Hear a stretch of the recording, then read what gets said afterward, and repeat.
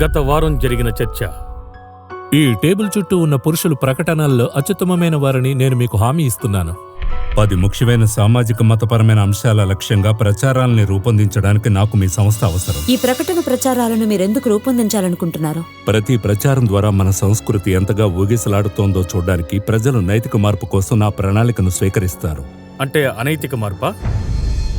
ఈ టేబుల్ చుట్టూ ఉన్న ఎవరైనా సమాజం ఇలాంటి దారుణమైన ప్రతిపాదనల్ని స్వీకరించే రోజును మనం ఎప్పటికీ చూస్తామని నేను అనుకోను. అసలు ఆ విషయం. ప్రచారాలను సృష్టించండి, మిగిలినవి నేను చేస్తాను.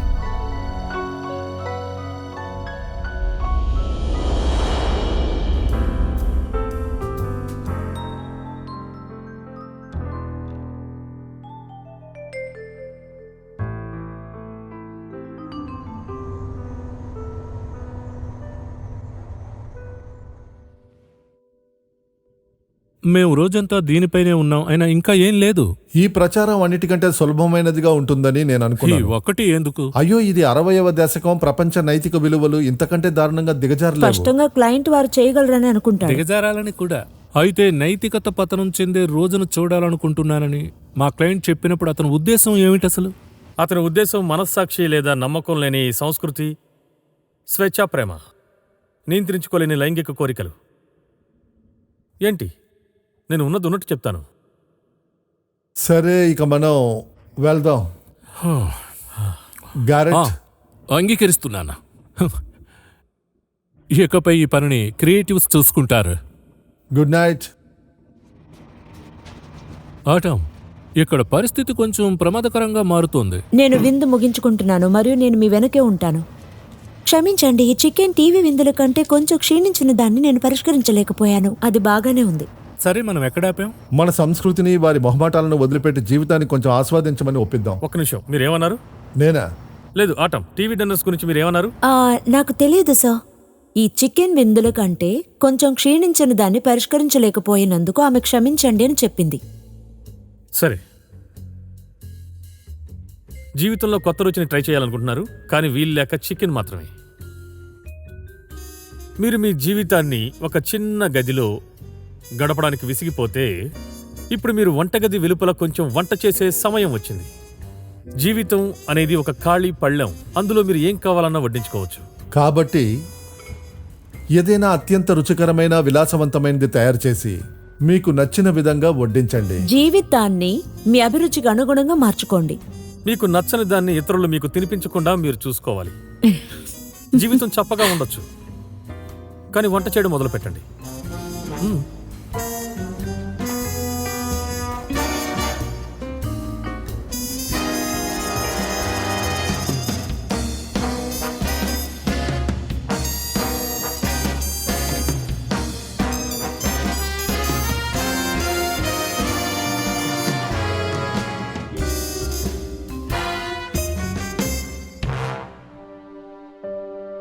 ఆహారం విషయంలో వైవిధ్యమే జీవితానికి రుచినిస్తుందనే విషయంతో నేను ఏకీభవించినప్పటికీ అది నైతికత అనే విషయానికి ఖచ్చితంగా వర్తించదు. హలో, నేను డేవిడ్ జెరిమియాని. జీవిత మలుపుకి స్వాగతం. నేను ఈ రోజుని చూస్తానని ఎప్పుడూ అనుకోలేదు. కూడలిలో సంస్కృతి అనే నా ధారావాహికను కొనసాగిస్తున్నాను. జీవితంలో నేనెప్పుడూ చూస్తానని అనుకోని ఆధునిక సాంస్కృతిక శాస్త్రపరమైన పరిణామాల్ని మనం పరిశీలిస్తున్నాం. ఈనాటి సందేశం పేరు నైతికత పతనం చెందుతున్న రోజును నేను చూస్తానని ఎప్పుడూ అనుకోలేదు. ఈ సందేశంలో ఆధునిక సమాజాలు దేవుని నైతిక నియమాలను ఎలా పక్కన పెట్టాలని నిర్ణయించుకున్నాయో నేను వివరిస్తాను. క్రైస్తవులుగా మన నైతిక దిక్సూచిని సరిచేసుకోవడానికి మనం నైతిక అంతరం, అంటే చట్టంలోని అక్షరానికి, చట్టంలోని ఆత్మకు మధ్య ఉన్న వ్యత్యాసాన్ని చూడాలి. కొండమీది ప్రసంగంలో ఒక పెద్ద భాగంలో యేసు దీనిపైనే దృష్టి పెట్టారు. జీవిత మలుపు కార్యక్రమంలో తరువాతి ప్రసారమయ్యే ఈనాటి సందేశంలో మనం ఆ అంతరాన్ని పూరిద్దాం.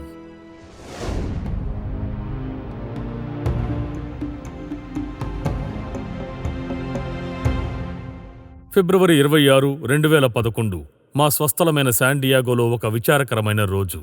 విషయం ఏంటంటే, శాన్ డియాగో స్టేట్ యూనివర్సిటీ యాజ్టెక్స్ జట్టు ఆ సీజన్లో అంతకుముందు బాస్కెట్బాల్ కోర్టులో తమను ఓడించిన బ్రిఘమ్ యంగ్ యూనివర్సిటీ కూగర్స్ జట్టుపై ప్రతీకారం తీర్చుకోవాలని ఆశించింది. కానీ అలా జరగలేదు.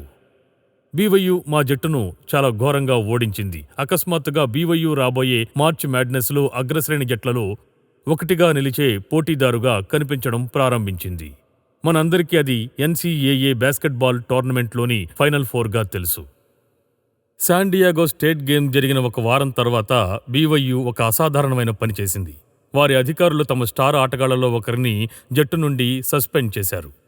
దీనివల్ల ఫైనల్ 4కు వెళ్లడానికి కూగర్స్ జట్టుకు ఉన్న అవకాశాలు పూర్తిగా లేకుండా పోయాయి. ఆ ఆటగాడి నేరం విశ్వవిద్యాలయం యొక్క గౌరవ నియమావళిని ఉల్లంఘించడం. ఈ నియమావళిపై విశ్వవిద్యాలయంలోని ప్రతి విద్యార్థి సంతకం చేశారు. ఇది కఠినమైన నిబంధనలున్న నియమావళి. ఉల్లంఘనల పట్ల పాఠశాల యొక్క ఎటువంటి సహనం లేని విధానం కారణంగా ఒక స్టార్ ఆటగాడు జట్టులో తన స్థానాన్ని కోల్పోయాడు. కూగర్స్ జాతీయ టైటిల్ను గెలుచుకునే అవకాశాన్ని కోల్పోయింది. మీడియా నుండి తక్షణమే తీవ్ర వ్యతిరేకత వచ్చింది. ఏం జరిగిందో మీరు నమ్మలేరు. సాధారణ ప్రజలు కూడా వ్యతిరేకించారు. ఈ విశ్వవిద్యాలయం ఒక స్టార్ ఆటగాడిని శిక్షించడానికి ఎంత ధైర్యం! అయితే మరింత ప్రశాంతంగా వివేకంతో ఆలోచించేవారు ఈ గౌరవం అనే విషయంలో ఏదో విషయం ఉందేమో అన్నట్టుగా మాట్లాడడం ప్రారంభించారు. ESPN కాలమిస్ట్ అయిన ప్యాట్ ఫోర్డ్ పాఠశాల నిర్ణయంపై తన వ్యక్తిగత అంచనాను ఈ మాటల్లో వ్యక్తీకరించారు. ఆయన ఇలా రాశారు, వినండి.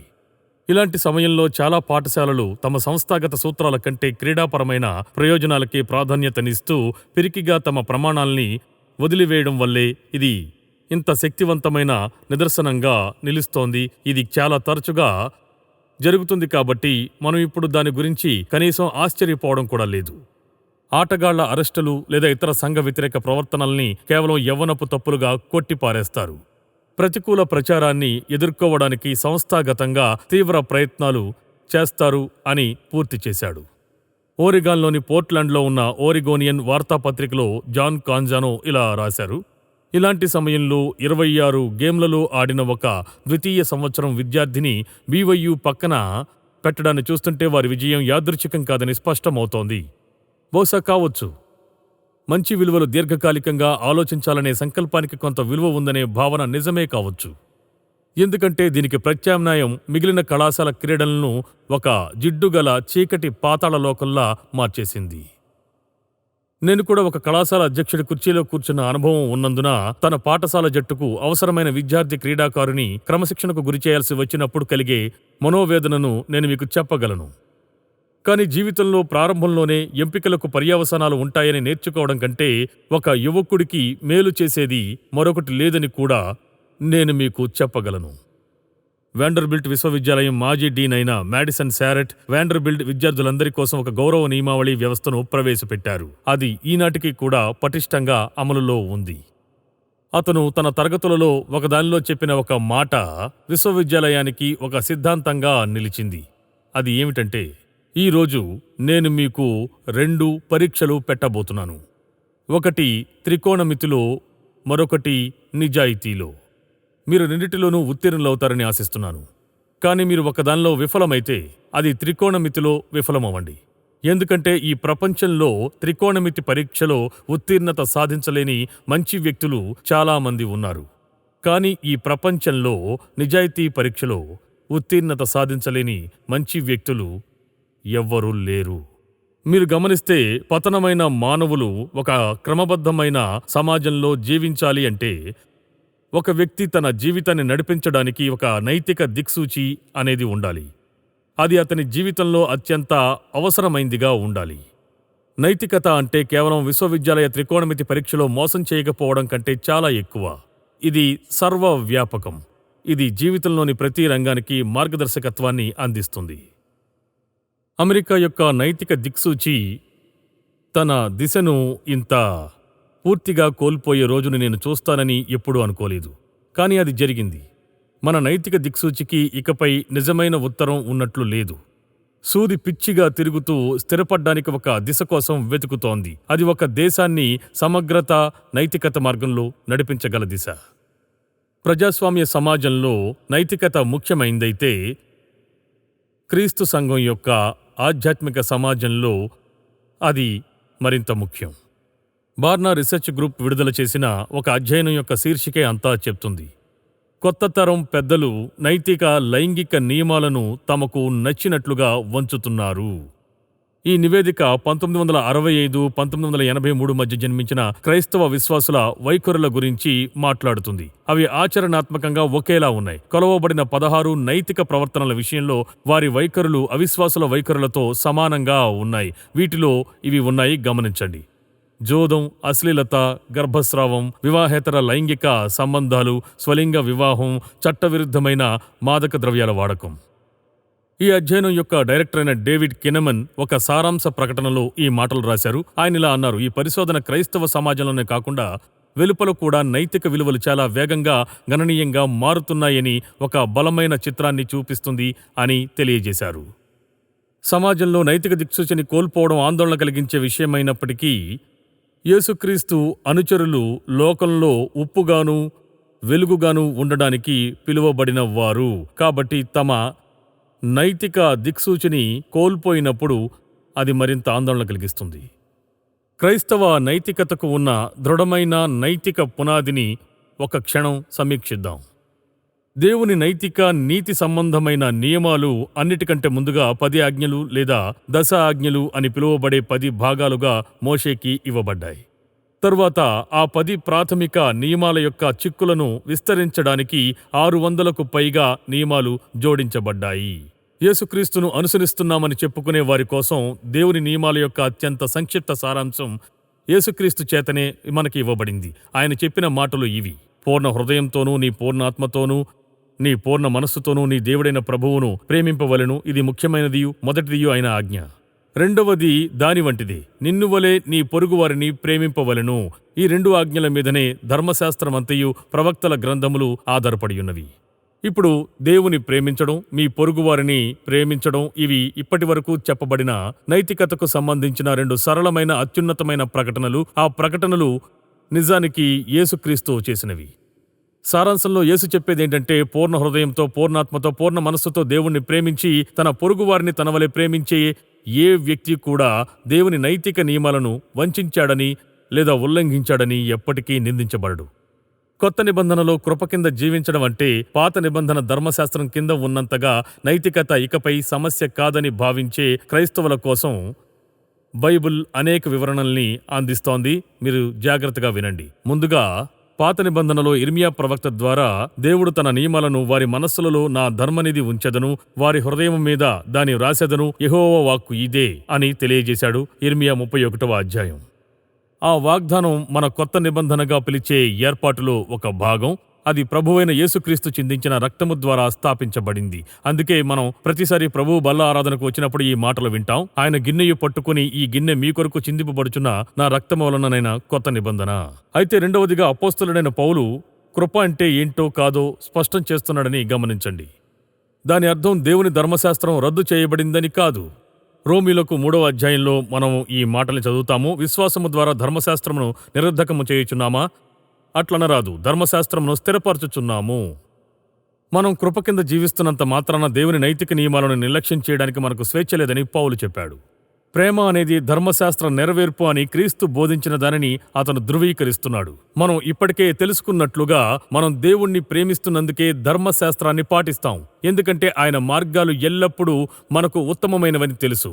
అవి మన ఆనందాన్ని తగ్గించడానికి కాకుండా ఆనందాన్ని పెంచడానికి ఇవ్వబడ్డాయి. కాబట్టి కొత్త నిబంధన క్రైస్తవులు దేవుని ధర్మశాస్త్రం యొక్క నైతిక నీతి సంబంధమైన అవసరాల నుండి ఏ విధంగానూ మినహాయించబడలేదు.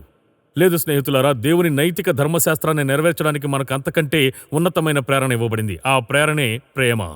కృప అంటే నైతిక జీవితాన్ని జీవించడం, మనం జీవించవలసి వచ్చినందువల్ల కాదు, కానీ మనం కోరుకున్నందువల్ల. తరువాత మీరు గమనించాలని నేను కోరుకుంటున్న 3వ విషయం ఏంటంటే, పౌలు ఈ విధంగా చెప్పడం ద్వారా నైతిక ఎంపికలు చేయడానికి మరింత స్పష్టమైన ప్రాధాన్యతను ఇస్తున్నాడు. అన్ని విషయములందు నాకు స్వాతంత్రము కలదు గాని అన్నియూ చేయదగినవి కావు. అన్నిటి యందు నాకు స్వాతంత్రము కలదు గాని అన్నియూ క్షేమాభివృద్ధి కలుగజేయువు. ఎవడునూ తన కొరకే కాదు, ఎదుటివాని కొరకు మేలు చేయ చూచుకొనవలెను. ఇది మనకు బోధించేది కేవలం ఇదే. దేవుని చట్టాలలో దేనిని ఉల్లంఘించని ఒక చర్య లేదా ఎంపిక ఉండవచ్చు, అయినప్పటికీ అది ప్రయోజనకరమైంది లేదా క్షేమాభివృద్ధి కలగజేసేది కాకపోవచ్చు. మత్తయి 5వ అధ్యాయానికి వెళ్లే ముందు చివరి విషయం.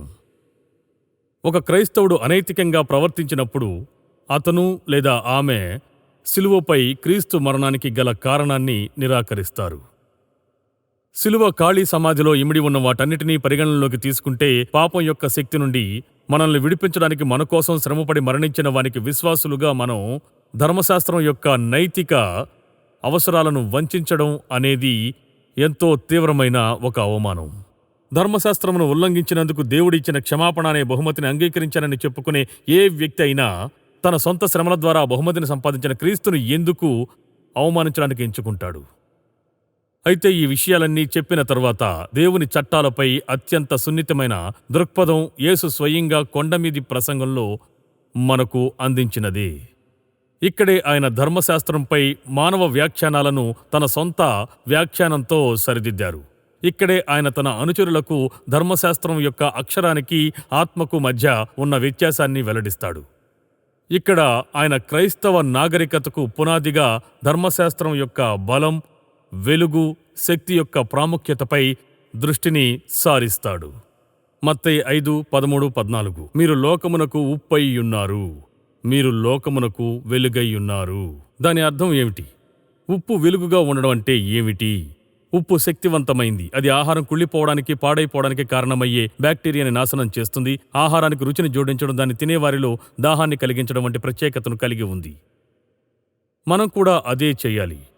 మనం దేవుని ధర్మశాస్త్రాన్ని పాటిస్తూ ఆయన స్వభావాన్ని వ్యక్తపరిచినప్పుడు మనం ఆయన సృష్టి యొక్క స్వభావాన్ని కాపాడుతాం. మానవ సమాజం యొక్క క్షీణతను, పతనమును నివారిస్తాము. అవును, మనం దానికి ఒక ప్రత్యేకమైన రుచిని జోడిస్తాము. ఆశాజనకంగా మనం స్పృశించే జీవితాలలో దేవుని పట్ల దాహాన్ని కలిగిస్తాము. వెలుగు పాత్ర స్పష్టంగా ఉంది. వెలుగు అనేది చీకటిలోకి సత్యాన్ని తీసుకురావడానికి ఒక చిహ్నం. మరి మనం ఏ సత్యాన్ని తీసుకురావాలి? అది మళ్ళీ ఇక్కడుంది. నీ పూర్ణ హృదయంతోనూ, నీ పూర్ణాత్మతోనూ, నీ పూర్ణ మనస్సుతోనూ నీ దేవుడైన ప్రభువును ప్రేమింపవలను, నిన్ను వలె నీ పొరుగువారిని ప్రేమింపవలను. స్త్రీ పురుషులారా, ధర్మశాస్త్రమంతయు ప్రవక్తల వచనములను దేనిపై ఆధారపడి ఉన్నాయో ఆ రెండు సంగ్రహమైన ఆజ్ఞలను మానవజాతి అంతా పాటిస్తే మన ప్రపంచం ఎంత భిన్నంగా ఉంటుందో ఒక్కసారి ఆలోచించి చూడండి. క్రైస్తవులు తమను తాము సంతృప్తి పరుచుకోవడానికి దేవుని నియమాలను వక్రీకరించకపోతే యేసుక్రీస్తు సంఘం ఎంత శక్తివంతంగా, ప్రభావవంతంగా ఉంటుందో ఆలోచించండి. మీరు నిస్సందేహంగా ప్రజలు ఇలా అనడం విని ఉంటారు. బహుశా మీరు కూడా మీ అంతటి మీరు ఇలా ఆలోచించుండొచ్చు. ఒక క్లయింట్కి ఇచ్చిన మాటను తప్పమని నా యజమాని ఆజ్ఞల్ని తిరస్కరించి నా ఉద్యోగాన్ని ప్రమాదంలో పడేయాలని దేవుడు ఎప్పుడైనా నన్ను ఆశిస్తాడా? లేదా బహుశా ఇది, నేను ప్రేమించని భర్తతో వివాహ బంధంలో కొనసాగాలని దేవుడు నన్ను ఆశిస్తాడా? లేదా దీన్ని ప్రయత్నించండి, వారాంతాల్లో నా కుటుంబంతో ఉండలేనంత మాత్రాన నా లాభదాయకమైన వృత్తిని మార్చుకోవాలని దేవుడు నన్ను ఆశిస్తాడా అనుకోండి. నిశ్చయంగా దేవుడు నన్ను ఆశించడు. మీ అంచనాలను దూరం చేస్తున్నట్టు అనిపించే ఏదైనా నైతిక లేదా నీతి ప్రమాణంతో ఆ ఖాళీని పూరించుకోండి. ఈ రకమైన ఆలోచన నేటి నైతికతలో సర్వత్రా వ్యాపించి ఉంది, అందులో సందేహం లేదు. అవును, ఇది యేసుక్రీస్తును అనుసరిస్తున్నామని చెప్పుకునే వారిలో కూడా మన సంఘాలలో వ్యాపించి ఉంది. మనం ఒక గీతను గీసి ఈ నైతిక అంతరాన్ని పూడ్చకపోతే దాని పర్యవసానాలను ఊహించడం అనేది అసాధ్యం. యేసు కొండమీది ప్రసంగంలో ఈ నైతిక అంతరం గురించి మాట్లాడాడు. ప్రజలు బైబిల్ నైతికతను తమ వ్యక్తిగత ప్రవర్తనకు వర్తింపజేసేటప్పుడు సాధారణంగా చేసే 6 పొరపాట్లను ప్రస్తావించారు. దేవుని యొక్క రాజ్యం రాక దాని పౌరులపై దేవుని ధర్మశాస్త్రపు ఆవశ్యకతను తొలగించిందనే అపోహకు ఇది ఒక ప్రధాన సవరణ అని చెప్పబడింది. మనం ఈ 6 నైతిక నీతి సంబంధిత విషయాలను పరిశీలిస్తున్నప్పుడు అవి యేసు కాలంలోని పౌర మత సంస్కృతిలో ముఖ్యమైన సమస్యలని గుర్తుంచుకోండి. నేటి మన సమస్యలు కొంత భిన్నంగా ఉన్నప్పటికీ వాటిలో చాలా వరకు ఒకే విధంగా ఉన్నాయి. యేసు ఈ 6 నైతిక సమస్యల్ని పరిష్కరించిన విధానం మన సంస్కృతిలో ధర్మశాస్త్రానికి మనం ఎలా స్పందించాలో అనే చిత్రాన్ని మనకు అందిస్తుంది. 6 ఉదాహరణలు. ఇదిగో మొదటిది, హత్య గురించి మీరు విన్నది. యేసు ఇలా అన్నాడు, నరహత్య చేయకూడదు అని బైబిల్ బోధిస్తోందని మీరు నమ్ముతున్నారు, మీరు దాన్ని నమ్మాలి. నిర్గమకాండం 20వ అధ్యాయం, అది ధర్మశాస్త్రంలో ఒక భాగం అని చెప్తోంది. దీనికి వివరణ అవసరమా? భౌతిక అర్థంలో అయితే లేదు. మీరు ఒక వ్యక్తిని హత్య చేయకపోతే మీరు ధర్మశాస్త్రాన్ని ఉల్లంఘించినట్టే. మీరు ఒక వ్యక్తిని హత్య చేస్తే మీరు ధర్మశాస్త్రాన్ని ఉల్లంఘించినట్టే. ఇది చాలా స్పష్టంగానే ఉంది. కానీ యేసు అంతకంటే లోతైన విషయాన్ని చెప్తున్నారు. మీ కోపపూరితమైన లేదా ద్వేషపూరితమైన మాటలు ధర్మశాస్త్రం యొక్క ఆత్మను ఉల్లంఘించాయని యేసు చెప్పాడు. దేవుని రాజ్యంలో ఒక వ్యక్తి యొక్క భావోద్వేగ లేదా ఆధ్యాత్మిక జీవితాన్ని తీసివేయడం, అతని లేదా ఆమె భౌతిక జీవితాన్ని తీసివేయడం అంత చెడ్డది. ఈ విధంగా యేసు ధర్మశాస్త్రం యొక్క ఆత్మను హత్య అనే విషయానికి వర్తింపజేశారు. రెండవ ఉదాహరణ వ్యభిచారం గురించి మీరు విన్నది. హత్య విషయంలో వలనే వ్యభిచారానికి వ్యతిరేకంగా ఉన్న నిషేధం ధర్మశాస్త్రంలో స్పష్టంగా ఉంది. వ్యభిచరింపకూడదు, నిర్గమకాండము 20:14. ఇప్పుడు స్పష్టంగా ఇది వివాహితుడైన వ్యక్తి తన భార్య లేదా భర్త కాకుండా వేరొకరితో లైంగిక చర్యల్లో పాల్గొనడాన్ని సూచిస్తుంది. కానీ హత్య ఉదాహరణలో వలనే యేసు ఈ విషయాన్ని భౌతిక స్థాయి నుండి ఆధ్యాత్మిక స్థాయికి తీసుకువెళ్తాడు. ఒక పురుషుడు వేరొక స్త్రీని కామంతో చూడడం, ఆమెతో లైంగిక చర్యలో పాల్గొనడంతో సమానమైన ద్రోహమని యేసు మనకి చెబుతున్నాడు. ఎందుకంటే అది ఆ వ్యక్తి పట్ల అదే అగౌరవాన్ని, తన జీవిత భాగస్వామి పట్ల అదే అగౌరవాన్ని, జీవితంలో తన స్థానం పట్ల అదే అసంతృప్తిని వెల్లడిస్తుంది. కాబట్టి లైంగిక చర్య యొక్క పరిపూర్ణత అనేది ఒకరి హృదయంలో ఇప్పటికే జరిగిన పాపానికి కేవలం బాహ్య వ్యక్తీకరణ మాత్రమే అని చెప్పబడింది. కాబట్టి హత్య గురించి యేసు అభిప్రాయాన్ని మనం విన్నాం, వ్యభిచారం గురించి ఆయన అభిప్రాయాన్ని మనం విన్నాం. మూడవదిగా ఆయన విడాకుల విషయాన్ని ప్రస్తావిస్తున్నాడని గమనించండి. 10 ఆజ్ఞల్లో విడాకుల గురించి ప్రత్యేకంగా ప్రస్తావించబడలేదు. కానీ ద్వితీయోపదేశకాండము 24లో వ్యభిచార నిషేధానికి అనుబంధంగా దాని గురించి ప్రస్తావించబడింది. ఒక పురుషుడు తన భార్యకు విడాకులిచ్చినప్పుడు విడాకులిచ్చిన భర్త నుండి ఆమెకు భవిష్యత్తులో జరగబోయే దోపిడీ నుండి చట్టపరమైన రక్షణగా మోషే ఒక విడాకుల పత్రాన్ని నిర్దేశించాడు.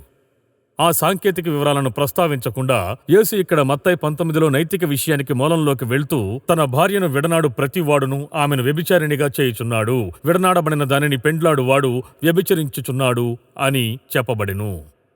పత్రాలు, విధానాల గురించి నాతో మాట్లాడకండి అని యేసు చెప్తున్నాడు. మీ హృదయ కాఠిన్యమును బట్టి మీ భార్యలను విడనాడ మోషే సెలవిచ్చెను, కాని ఆది నుండి అలాగూ జరగలేదు.